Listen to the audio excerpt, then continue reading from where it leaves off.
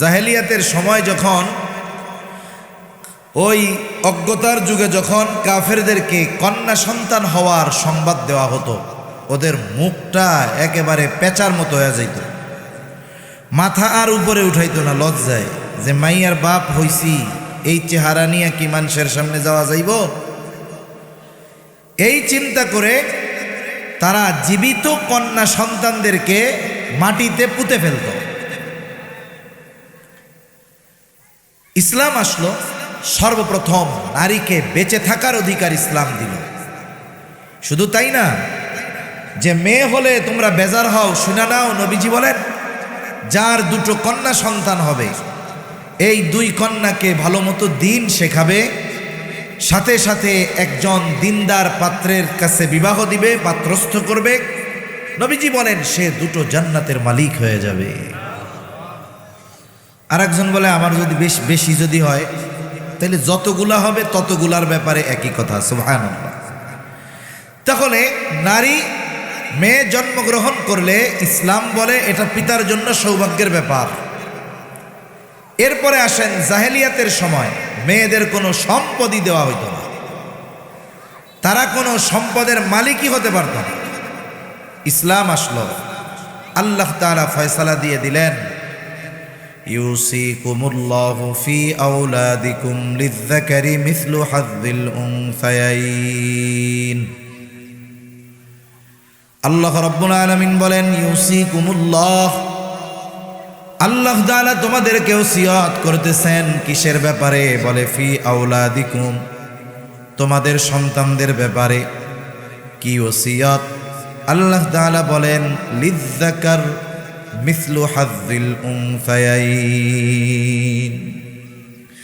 যারা ছেলে সন্তান পুরুষ তাদের জন্য নারীর দ্বিগুণ।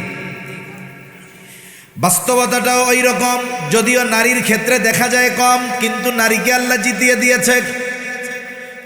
কারো যদি কন্যা সন্তান হয়, পিতার অধীনে ওই সন্তান যতদিন পর্যন্ত মেয়েটার বিবাহ না হবে, মেয়ের বয়স 20 হোক, 25 হোক, 30 হোক, 35 হয়ে যাক, 40 হয়ে যাক, এখনো বিবাহ হয় নাই, যতদিন বিবাহ না হবে ততদিন পর্যন্ত ওই কন্যা সন্তানের সকল খরচ বহন করার জন্য পিতা বাধ্য। নির্দিষ্ট কোনো সময়সীমা নাই যে 20 বছরের পরে বাপ বাধ্য না। মেয়ের ক্ষেত্রে বাধ্য কতদিন? বলে মেয়ের বিবাহ না হবে যতদিন। ছেলের ক্ষেত্রে পিতা ছেলের খরচ বহন করতে বাধ্য কতদিন? বলে বালেগ হওয়ার আগ পর্যন্ত ছেলে সন্তানের খরচ বহন করতে পিতা বাধ্য। একটা ছেলে বালেগ হয় কয় বছরে? স্বাভাবিকভাবে বালেগ কয় বছরে হয়? হাদিসের মধ্যে আসছে আহাদ্দুল বুলুগ, বালেগ হওয়ার সর্বশেষ সময় সীমা হলো 15 বছর। 15 বছর এটা আরবি হিসাবে, ইংরেজি হিসাবে নয়। ইংরেজি হিসাবে 14.5 বছরের মতো, কিন্তু আমাদের সমাজে রাষ্ট্রীয় আইন 18 বছরের আগে কেউ বালেগ হয় না। আসলে বালেগ হওয়াটা নির্দিষ্ট বয়সের সাথে সময়সীমা নাই। কেউ তো 14.5 বছরে হয়, কেউ তো 12 বছরেও হয়ে যায়, ঠিক কিনা বলেন? এটা হরমোনাল একটা বিষয়, এটা অন্য একটা বিষয়, এটা বয়সের সাথে নির্দিষ্ট করে দেওয়া কোনো সুযোগ নেই। তাহলে রাসূলুল্লাহ সাল্লাল্লাহু আলাইহি ওয়াসাল্লাম জানালেন যে বালেগ হওয়ার সর্বশেষ সময়সীমা ইংরেজি হিসাবে 14.5 বছর, 15 বছরই ধরলাম। তাহলে একটা ছেলে সন্তানের খরচ বহন করতে পিতা বাধ্য হলো 15 বছর পর্যন্ত। 15 বছর এর পরে যদি কোনো পিতা বলে আজকে থেকে আমি তোমার লেখাপড়ার খরচ দিতে পারবো না, তোমার টিউশনির টাকা দিতে পারবো না, তাহলে পিতা দিতেও বাধ্য নয়। কিন্তু মেয়ের ক্ষেত্রে বিষয়টা এমন নয় যে বালেগা হওয়ার পরে আর খরচ দিতে বাধ্য না, এমনটা নয়। বরং মেয়েটার যতদিন বিবাহ না হবে ততদিন পিতা খরচ দিতে বাধ্য। আর ছেলের ক্ষেত্রে বাধ্য ততদিন যতদিন সে নাবালক থাকবে। বালেগ হয়ে যাওয়ার পরে পিতা যদি বলে তোমার ইনকাম তুমি করো, নিজেও খাও, আমাকেও খাওয়াও, এই কথা বলার অধিকার পিতার আছে না নাই? আছে। তাহলে বাবার ঘরে যখন কন্যা, বলেন তো ইসলাম এই সময় ছেলেরে জিতাইছে নাকি মেয়েকে জিতিয়েছে? মেয়েকে জিতিয়েছে। এখন মেয়ের বিবাহ ঠিক হয়েছে।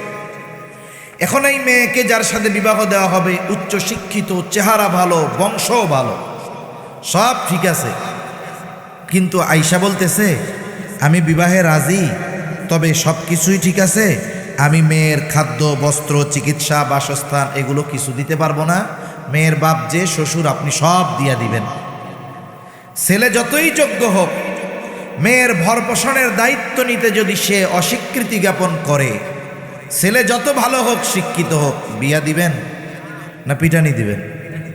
তার মানে একটা পুরুষ যখন একটা মেয়েকে বিবাহ করতে যায়, তার মৌলিক সকল চাহিদা পূরণের প্রতিশ্রুতি দিয়ে এরপরে সে বিবাহ করতে পারে, ঠিক কিনা?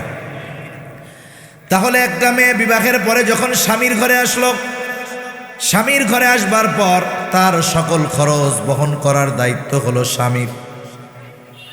এইবার আল্লাহ না করুন যদি এমনটা হয়ে যায়, স্বামী স্ত্রীর মধ্যে যদি বিবাহ বিচ্ছেদ হয়ে যায়, অনেক সময় বিবাহ বিচ্ছেদ হয়, আমরা একতরফা মেয়েদেরকে দোষারোপ করি, বাস্তবতা এমনটা নয়। অনেকে এমনও আছে, ভালো মেয়ে, দিনদার মেয়ে, বাবা টাকা পয়সা দেখে বিবাহ দিয়ে দিয়েছে এক বড় লোকের সাথে, বাড়ি দেখে গাড়ি দেখে বিবাহ দিয়েছে বড় লোকের সাথে। বাড়িটা বাহির দিয়ে সুন্দর দেখা যায়, কিন্তু ভেতরে এটা ছোটখাটো জাহান্নাম। দেখা যায় ওই ছেলেটা পরনারীতে আসক্ত, মাদকাসক্ত, বদ্দিন। বলেন তো ওই রকম একটা পরিবেশে গিয়ে একটা দিনদার মেয়ের জন্য জীবনযাপন করা অবশ্যই কঠিন হবে। দেখা যায় ওই মেয়ে ওইখানে ঘর করতে পারে নাই, চলে আসছে। এখন যদি কোথাও থেকে বিবাহের প্রস্তাব আসে, শুনে যে আগে এক জায়গায় বিয়া হয়েছিল কিন্তু মেয়েটা খুব ভালো, তো ভালো হইলে তো তালাক পাওয়ার কথা না, এরকম বলা লোক আছে না নাই? সেজন্য মনে রাখতে হবে, বিবাহ বিচ্ছেদ শুধুমাত্র নারীর কারণে হয় তা না, পুরুষের কারণেও হয়। যদি কখনো অনাকাঙ্ক্ষিতভাবে এমন ঘটনা ঘটে যায়, মেয়েটা পুনরায় আবার বাবার বাড়িতে ফিরে আসবে, শরীয়ত কি বলে? এই যে তালাক প্রাপ্তা, এই জন্য তার সাথে খারাপ আচরণ করার সুযোগ নাই। ভাইরা তাকে বোঝা মনে করতে পারবে না, অন্যান্য কেউ বোঝা মনে করতে পারবে না। আবার ওই মেয়েটার যতদিন অন্য জায়গায় পুনরায় বিবাহ না হবে, আবার ততদিন তার খরচ চালাতে ওই পিতা বাধ্য। আর যদি জীবনযাপন ঠিকভাবে হয়, স্বামী মারা গেছে, আল্লাহ সন্তান দান করছে, এইবার ওই মায়ের খরচ বহন করার দায়িত্ব সন্তানের। আল্লাহ রাব্বুল আলামিন স্পেশাল ভাবে আদেশ জারি করে দিয়েছেন, কেমন ভাবে ওই বৃদ্ধ পিতামাতার সাথে সন্তান ব্যবহার করবে। তাদের আচরণের দ্বারা যদি একটু বিরক্তিও হয়, কষ্ট হয়, সে বিরক্ত হবে না। তাদের সাথে কঠোর ভাষায় কথা বলবে না, ধমক দিবে না, বরং তাদের সকল প্রয়োজন মেটাতে ওই সন্তান সব সময় প্রস্তুত থাকতে হবে। তাহলে একটা মেয়ে তার গোটা হায়াতে প্রথমে বাবার ঘরে, এরপরে স্বামীর ঘরে, এরপরে সন্তানকে আল্লাহ তাআলা তার জিম্মাদারি দিয়ে দিলেন। বলেন তো, তার সব খরচ বহন করার দায়িত্ব পুরুষের কাঁধে। আল্লাহ তাকে যা দিছে সেখান থেকে কোনো খরচ আছে? নাই। দুই ভাই বোন যদি একসাথে কোথাও যায়, বোন অনেক টাকা পয়সাওয়ালা, দুলাভাই অনেক সম্পদওয়ালা, রিক্সা থেকে নেমে, গাড়ি থেকে নেমে বোন যদি ভাড়া দিতে চায়, ভাইয়ের প্রেস্টিজে লাগে, না তুই রাখ, আমি দিয়ে দিতেছি। তাহলে দেখেন সব জায়গায় খরচ পুরুষের, যদিও দেখা যায় বেশি, কিন্তু বাস্তবে তার খরচও বেশি। যদিও দেখা যায় নারীর কম, কিন্তু তার কোনো খরচ নাই, যার কারণে আল্লাহ তাআলা তাকে যতটুকু দিয়েছে তার ততটুকু সব থেকে যায়। সুবহানাল্লাহ। এখন কোন আল্লাহ নারীকে জিতাইছে না ঠকাইছে? বাস্তবেই জিতাইছে। সমান হইলেই বৈষম্য দূর হয় না। সমান অধিকার আর ন্যায্য অধিকার, ইনসাফ, দুইটার মধ্যে তফাৎ আছে। সেজন্য আমরা সমান অধিকার নয়, বরং আমরা ন্যায্য অধিকার প্রতিষ্ঠার জন্য আন্দোলন করতে হবে, ঠিক কিনা বলে? এই যে আন্দোলন, বৈষম্য দূরকরণ ঠিক আছে, কিন্তু মূল কথা হলো ন্যায্য অধিকার আদায়ের আন্দোলন হতে হবে। ন্যায্য অধিকার আদায়ের ব্যাপারে আমাদেরকে সোচ্চার হতে হবে। আল্লাহ তাআলা নারীকে ন্যায্য অধিকার দিয়েছেন, পুরুষকেও ন্যায্য অধিকার দিয়েছেন। কিন্তু ইবাদতের ক্ষেত্রে, ইবাদতের প্রতিদানের ক্ষেত্রে কোনো তারতম্য নাই। এমনটা নয় পুরুষ যদি তাহাজ্জুদের নামাজ পড়ে নারীর চাইতে দ্বিগুণ সওয়াব হবে, এমনটা নয়। বরং ইবাদতের প্রতিদানের ক্ষেত্রে আল্লাহ রাব্বুল আলামিন এখানে সমান রাখছেন। শুধু তাই না, বরং এখানেও নারীকে জিতিয়ে দেওয়া হয়েছে। একজন নারী যখন সন্তান ধারণ করে, পেটে গর্ভধারণ করে, একটা নারী যখন সন্তানকে দুধ পান করায়, সন্তানের কাপড় চোপড় ধুয়ে দেয়, স্বামীর জন্য রান্না করে দেয়, শ্বশুর শাশুড়ির খেদমত করে, সে হয়তো নফল নামাজ পড়তে পারে না, কিন্তু এই কাজগুলা যদি আল্লাহর সন্তুষ্টির জন্য করে তাহলে তার আমল নামায় কবুল নফল ইবাদতের সওয়াব লেখা হয়ে যায়। পুরুষ নামাজ পড়ার পরে কবুল হইল না কি হইল না এটা সে জানে না, কিন্তু নারী যদি এই ঘরের কাজগুলো আল্লাহ তাআলার সন্তুষ্টির জন্য করে তাহলে এগুলো তার আমল নামায় কবুল ইবাদত হিসাবে যোগ হয়। এখানেও একদিক দিয়ে আল্লাহ ওনাকে জিতায় দিয়েছে, নারীদেরকে জিতিয়ে দিয়েছে। যেই আয়াতখানা তিলাওয়াত করেছি, আয়াতের মধ্যে আল্লাহ তাআলা বলেন, মান আমিলা সালিহাম মিন যাকারিন আও উনসা ওয়া হুয়া মুমিন। আল্লাহ তাআলা বলেন যে নেক আমল করে, মান আমিলা সালিহা মিন যাকারিন আও উনসা, পুরুষ অথবা নারী, পুরুষ অথবা নারীর মধ্য থেকে যে নেক আমল করে, ওয়া হুয়া মুমিন, আর সে মোমেন, অর্থাৎ মোমেন নারী অথবা পুরুষ যখন কোনো নেক আমল করে, আল্লাহ তাআলা বলেন ঈমানের সাথে যখন কোনো নারী পুরুষ নেক আমল করে, ওই নেক আমলের আল্লাহ তাআলা দুই ধরনের প্রতিদান তাকে দিয়ে দেয়। তাহলে ঈমানদার নারী পুরুষ যদি ভালো কর্ম করে, সৎকর্ম করে, তাহলে তাদের জন্য পুরস্কার কয় ধরনের? দুই ধরনের পুরস্কার। এ দুনিয়াতে যত ভালো কাজ আছে, সব ভালো কাজের শুধু আখেরাতের ফায়দা তা না, দুনিয়ার ফায়দা আছে না নাই? আমরা জানি আর না জানি, বুঝি আর না বুঝি, প্রত্যেকটা ভালো কাজের দুনিয়াবি ফায়দা আছে। নামাজ পড়তেছেন, দুনিয়াবি ফায়দা আছে। রোজা রাখতেছি, দুনিয়াবি ফায়দা আছে। দান সাদকা করতেছি, দুনিয়াবি ফায়দা আছে। প্রত্যেকটা ভালো কাজের দুনিয়াবি উপকার আছে। তবে বাস্তবতা হলো আল্লাহ তাআলা মানুষের কোনো কর্মের পূর্ণ প্রতিদান দুনিয়াতে দেন না, দেওয়া সম্ভব নয়। একটা মানুষ যদি সর্বোচ্চ ভালো কাজ করে, তার সর্বোচ্চ ভালো কাজের প্রতিদান দুনিয়ায় দেওয়া সম্ভব না। আর একটা মানুষ যদি মন্দ কাজ করে, তার এই মন্দ কাজের শাস্তি, পরিপূর্ণ শাস্তি দুনিয়াতে দেওয়া সম্ভব নয়। দুনিয়াতে হয়তো কিঞ্চিত পরিমাণ আল্লাহ তাআলা দেন, কিন্তু মানুষের কর্মের পূর্ণ প্রতিদান আল্লাহ তাআলা দিবেন আখিরাতে। কোন সময় দিবেন? আখিরাতে। আল্লাহ তাআলা বলেন, ওয়া ইন্নামা তুওয়াফাউনা উজুরাকুম ইয়াওমাল কিয়ামাহ। আল্লাহ তাআলা বলেন মানুষকে তার কর্মের পূর্ণ প্রতিদান কিয়ামতের দিন দেওয়া হবে, কিন্তু ভালো কাজের কিছু প্রতিদান দুনিয়ায় আল্লাহ তাআলা দেন, মন্দ কাজেরও কিছু শাস্তি আল্লাহ তাআলা দুনিয়ায় দেন। এই জন্য আল্লাহ তাআলা জানিয়ে দেন ঈমানদার নারী পুরুষের সৎকর্মের প্রতিদান দুই ধরনের হবে। এক ধরনের প্রতিদান আল্লাহ তাআলা দিবেন দুনিয়ায়, আর এক ধরনের প্রতিদান আল্লাহ তাআলা দিবেন আখিরাতে। তাহলে দুনিয়া এবং আখিরাতের প্রতিদান যদি লাভ করতে চাই, আমাদেরকে এক নাম্বার ঈমানওয়ালা হতে হবে, দুই নাম্বার ঈমানের সাথে সাথে নেক আমল করতে হবে। কারণ নেক আমল আল্লাহ তাআলার কাছে গৃহীত হওয়ার, কবুল হওয়ার অন্যতম প্রধান শর্ত হলো ঈমান। একটা মানুষ যতক্ষণ পর্যন্ত ঈমান না নেয়, ওই মানুষ এই দুনিয়ায় যত ভালো কাজ করুক না কেন, ওই ভালো কাজের প্রতিদান দুনিয়ায় হয়তো কিছু আল্লাহ দেন, কিন্তু ঈমানবিহীন ভালো কাজের প্রতিদান আল্লাহ তাআলা আখিরাতে দেয় না। কেউ যদি আখিরাতে আল্লাহ তাআলার কাছ থেকে ভালো কাজের প্রতিদান লাভ করতে চায়, অবশ্যই অবশ্যই তাকে ঈমানদার হতে হবে। আমি লম্বা কথার দিকে যাব না। ঈমান এটা পূর্ব শর্ত।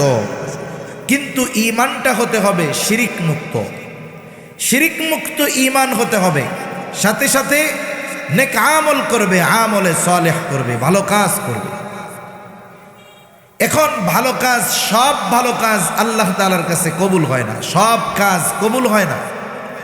আমলে সালেহ দ্বারা বুজুর্গানে দিন বলেন উদ্দেশ্য হলো ওই আমলটাই বাস্তবে ভালো আমল, যেই আমলটা আল্লাহ তাআলার কাছে গৃহীত হওয়ার যোগ্যতা রাখে। এ দুনিয়াতে সবার আমল কিন্তু আল্লাহ তাআলার কাছে কবুল হয় না। নামাজ পড়তেছে মসজিদে অনেকজন, সবার নামাজ কি আল্লাহ তাআলার কাছে কবুল হবে? হবে না। অনেকে দান সাদকা করতেছে, সবার দান সাদকা আল্লাহ তাআলার কাছে কবুল হবে না।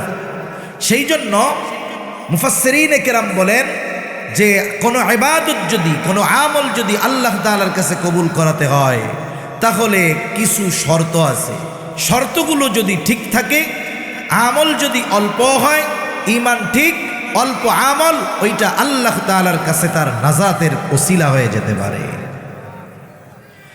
তাহলে আমরা যদি আমাদের আমলগুলো আল্লাহ তাআলার কাছে কবুল করাতে চাই, সেই আমলটা ছোট হোক আর বড় হোক, এক নম্বর যেটা দরকার সেটা হলো সকল আমলগুলো একমাত্র আল্লাহ তাআলার সন্তুষ্টির জন্য করতে হবে। যেগুলো ইবাদত, এই ইবাদতগুলো মানুষকে দেখানোর জন্য করলে ক্ষতি, কিন্তু আল্লাহ তাআলাকে দেখানোর জন্য করলে লাভ। সেই জন্য এক নম্বর ইবাদত একমাত্র আল্লাহ তাআলার সন্তুষ্টির জন্য করতে হবে, আল্লাহ তাআলাকে দেখানোর জন্য করতে হবে। কারণ আমল যত বড় হোক, আল্লাহ তাআলার জন্য যদি না করা হয়, ওই আমল আখিরাতে কাজে আসবে না। বরং যেই আমল মানুষকে দেখানোর জন্য করা হয়েছে, আল্লাহকে দেখানোর জন্য করা হয় নাই, ওই আমল যত বড় হোক না কেন, কিয়ামতের দিন ওই আমলগুলোকে আল্লাহ তাআলা ধ্বংস করে দিবে। সাথে সাথে ইবাদতের হকদার ছিলেন আল্লাহ, কিন্তু ইবাদত করা হয়েছে মানুষকে দেখানোর জন্য, তাহলে আল্লাহ তাআলার হক নষ্ট করা হলো। মানুষকে দেখানোর জন্য আমল, এটা শিরিক মিশ্রিত আমল, এটা বাদ, তাহলে হক নষ্ট হলো আল্লাহর। এইবার আল্লাহ তাআলার হক নষ্ট করার কারণে তাকে শাস্তি দেওয়া হবে। প্রসিদ্ধ হাদিস উত্তম বলে, বীরশ্রেষ্ঠ বলে, যে উদ্দেশ্যে তুমি যুদ্ধ করেছো দুনিয়ায় তুমি তা পেয়ে গেছো। কারণ দুনিয়ার মানুষ তোমাকে বীর বলেছে, দুনিয়ার মানুষ তোমাকে বাহাদুর বলেছে, দুনিয়ার মানুষ তোমার বীরত্বের প্রশংসা করেছে। সুতরাং আজকে আমি আল্লাহর তরফ থেকে তোমার জন্য কিছু নাই, তুমি চলে যাও, তোমার ঠিকানা হলো চিরস্থায়ী জাহান্নাম। দ্বিতীয়তে আল্লাহ তাআলা একজন দানবীরকে ডাকবে, জিজ্ঞাসা করা হবে, এত সম্পদ তুমি কি করছো? বলে আমি আল্লাহ মানুষকে দান সাদকা করেছি। কেন করছো? লোকটা বলবে, আল্লাহ আমি দান করেছি আপনার সন্তুষ্টির জন্য। আল্লাহ তাআলা বলবে, না, তুমি মিথ্যা বলতেছ, আমি আল্লাহ তোমার অন্তরের খবর জানি। তুমি দান করেছো যাতে করে দুনিয়ার মানুষ তোমার দানের প্রশংসা করে, তোমাকে দানবীর বলে, সমাজসেবক বলে, বীর উত্তম বলে। এই উদ্দেশ্যে তুমি দান করেছো, যে উদ্দেশ্যে দান করেছো দুনিয়ায় তুমি তা পেয়ে গেছো। সুতরাং আজকে আমি আল্লাহর তরফ থেকে তোমার জন্য কিছু নাই, তুমি চলে যাও, তোমার ঠিকানা হলো চিরস্থায়ী জাহান্নাম। দান কইরা নাম কামানোর লোক সমাজে আছে না নাই? বহুত আছে। আবার আমাদেরও বদ অভ্যাস আছে, আমরাও এই লোকগুলার পেছনে ঘুরি। এই যে মাহফিলের পোস্টারটা খুব ভালো লাগতেছে দেখা, কত পোস্টার আছে, আতো শিকাস না কি কয় এরকম দেখে, দেখছেন? এরকম দিয়া নাম খুঁজতে হয়। 350-400 মানুষের নাম থাকে এক পোস্টারে। এত মানুষের নাম দিছেন, কয় হুজুর দিলেই কমপক্ষে 1000। আবার ভাগ থাকে, নিচে এক ভাগ, উপরে এক ভাগ, উপরে আর এক ভাগ। আবার কোনো কোনো জায়গায় দেখা যায় বুজুর্গ আলেমরে দাওয়াত দিছে, ওনার উপরে আর একজনের নাম। কিরে ভাই এই কাম করছেন কে? কয় হুজুর 1 লাখ, এই জন্য নাম সবার উপরে দিতে হবে। এরপরে পরের স্তর, ওনাদের নামটা একটু মোটা, ওনারা কয় হুজুর এই গ্রুপ হলো 20,000। এরপরে আর একটু চিকুন আর কি, আর এক ভাগ আছে, এই গ্রুপ কত? কয় এই গ্রুপ মিনিমাম 10,000, 5 থেকে 10। আর এক গ্রুপ আছে নিচে, ওইটারে মোটামুটি এরকম কাছে নিয়ে দেখা লাগে, পোস্টার লাগাইলে কেউ দেখবেও না। এই গ্রুপের নাম কেন? কয় এগুলো হলো 1 থেকে 3,000। আছে না নাই বলেন? অনেক আছে। দেখবেন যদি টাকা দিছে নাম দেয় নাই, গ্যাঞ্জাম লাগাইয়া দিব। এ জায়গায় কত ঘটে ঘটনা দেশে, যে নাম কেন দিল না, এই জন্য মাহফিল বন্ধ হয়ে যায়, এমনও রেকর্ড আছে। আবার কি বলবো, গাজীপুর জেলারই একটা ঘটনা, আসিও তো গাজীপুর জেলার মধ্যে, কিন্তু এলাকার নাম আর করার দরকার নেই। তাইলে এক মাদ্রাসায়, এক মাদ্রাসায় একজন দিছে 50,000 টাকা। কত হাজার টাকা? মোহতামিম সাহেব কইতেছে, হুজুর কি বলবো, দুঃখের কথা। মোহতামিম সাহেবকে টাকা দিয়া সুন্দর মতো বলে দিছে, হুজুর বড় মজমা, বড় ওয়াইজ আসছে মাহফিলে, লাখো মানুষের আগমন, যে প্রধান বক্তা ওঠার আগে, বয়ানের শুরু করার আগে আমার নামে 50,000 টাকা একটু ঘোষণা দিয়া দিয়েন। হুজুরের ঘোষণা দিতে মনে নাই। যখন 50,000 টাকার রিসিট পরের দিন দিতে গেছে, কয় টাকাটা ফেরত দেন। কি দেন? নাম তো ঘোষণা দিতে ভুলে গেছে, এই জন্য টাকা ফেরত নিয়ে গেছে। এইরকম আল্লাহর বান্দাও দুনিয়ায় আছে। আল্লাহ মাফ করে দিক, বলি আমিন। 3 নাম্বার, আল্লাহ তাআলা একজন আলেমকে ডাকবে, কারিকে ডাকবে, জিজ্ঞাসা করা হবে কেন কোরআন শিখেছ? লোকটা বলবে, আল্লাহ শুধুমাত্র আপনার সন্তুষ্টির জন্য কোরআন শিখেছি, ইলম শিখেছি। আল্লাহ তাআলা বলবে, না বান্দা, তুমি মিথ্যা বলতেছ। তুমি কোরআন শিখেছো যাতে করে মানুষ তোমার তিলাওয়াতের প্রশংসা করে, ইলম শিখেছো যাতে করে মানুষ তোমার ইলমের প্রশংসা করে। যে উদ্দেশ্যে ইলম শিখেছো, কোরআন শিখেছো, দুনিয়ায় তুমি তা পেয়ে গেছো। আজকে আমি আল্লাহর তরফ থেকে তোমার জন্য কিছু নাই, তুমি চলে যাও, তোমার ঠিকানা হলো জাহান্নাম। এত বড় বড় আমল করবার পরেও আল্লাহ তাআলার সন্তুষ্টির জন্য করা হয় নাই, এই জন্য আমল বাতিল। আল্লাহ তাআলা কোরআনুল কারীমের মধ্যে বলেন, ওয়াকাদিমনা ইলা মা আমিলু মিন আমালিন ফাজআলনাহু হাবাআম মানসুরা। কিয়ামতের দিন সব মানুষের আমল আল্লাহর সামনে পেশ করা হবে, সব ভালো আমলগুলো, সব ধরনের আমল পেশ করা হবে। ওই আমলের মধ্যে ভেজাল আছে না আসলেও খালেস, এটা আমরা না বুঝলেও বুঝেন কে? যাদের আমলগুলার মধ্যে আল্লাহর সন্তুষ্টি মাকসাদ ছিল না, আল্লাহ তাআলা বলেন ওইগুলোরে আমি আল হাবাউল মানসুর বানায় ফেলব। মানে ওগুলোকে এমনভাবে ধ্বংস করা হবে যে যার কোনো অস্তিত্বই নেই। তাহলে আল্লাহর জন্য করে নাই, আমল বাতিল, ইবাদতের হকদার ছিল আল্লাহ, করছে মানুষকে দেখানোর জন্য। তাহলে এই কারণে শাস্তি, যাও জাহান্নামে। এই জন্য আমরা আমাদের জীবনের ছোট বড় সব আমলগুলো একমাত্র কার জন্য করব? জবান খুলে বলেন। দুনিয়ার মানুষকে দেখালে ক্ষতি, কিন্তু আল্লাহ তাআলাকে দেখাইলেই লাভ। এজন্য ইবাদত কবুলের প্রথম শর্ত হলো ওই ইবাদতটা একমাত্র আল্লাহ তাআলার সন্তুষ্টির জন্য করতে হবে। 2 নাম্বার যেটা ইবাদত হবে রাসূলুল্লাহ সাল্লাল্লাহু আলাইহি ওয়াসাল্লামের তরিকায়, নবীজির পদ্ধতিতে হবে ইবাদত। আপনাদের কারো কি এমন কিছু জানা আছে নাকি যে হুজুর ওই ইবাদতটা আছে যেটা রাসূলের তরিকায় নাই? এরকম কোনো ইবাদত আপনাদের জানা আছে নাকি? এই পৃথিবীতে ইবাদত তো নবীর তরিকায় আছেই আছে, দুনিয়ার সব কাজগুলো করার তরিকাও নবীজি শিখিয়ে দিয়েছে। আরে নবী তো এও শিখিয়ে দিয়েছে আমাদের, রাতে ঘুমানোর সময় বাতি বন্ধ করে ঘুমাইতে হবে। নবীজি বলছে না, রাতে যখন ঘুমাবা বাতি বন্ধ করে ঘুমাবা। বাথরুমে কেমনে যাইতে হবে, খানা কেমনে খাইতে হবে, এই বিষয়গুলো যেখানে নবীজি শিখিয়ে দিয়েছেন, সেখানে ইবাদত নবীর তরিকায় নাই, এটা হতেই পারে না। নবীর তরিকাবিহীন কোনো ইবাদত কবুল হয় না। আমরা সুন্নাত বলতে সংজ্ঞা মনে করি বা বুঝি এটা, যেটা বেশিরভাগ মানুষ বুঝে যে সুন্নাত হলো করলে সওয়াব, না করলে গুনাহ নাই, এরকম মনে হয়। বিষয়টা এমন না। কিছু সুন্নাত তো ফরজও আছে, ঠিক কিনা বলেন? নবীজির কাজ কর্ম, কথা, মৌন সম্মতি, এগুলো হাদিস। রাসূলুল্লাহ সাল্লাল্লাহু আলাইহি ওয়াসাল্লাম যে ইবাদতগুলো করেছেন, যদি সেটা ফরজ হয়, নবীজির তরিকায় করা নবীজি শিখিয়ে দিয়ে গিয়েছেন, ঠিক কিনা বলেন? একটা উদাহরণ দেই, যেমন ইমানের পরে সবচাইতে গুরুত্বপূর্ণ ইবাদত হলো নামাজ। ইমানের পরে সবচাইতে গুরুত্বপূর্ণ ইবাদত, জোরে বলেন না কি? আমার আর একটা বিষয় ভালো লাগছে, আমি বলতেছি আর কি। যুবকদের আয়োজন যারা যোগাযোগ করছে, কথা বলছে, আলহামদুলিল্লাহ সবাই খুব মুআদ্দাব, ভদ্র, ভালো। আল্লাহ তাআলা এদের সবাইকে দ্বীনের জন্য কবুল করেন। এরপরে আইসা এশার নামাজের সময় যখন দেখছি মসজিদটা ভরা, আল্লাহর কসম খুব ভালো লাগছে।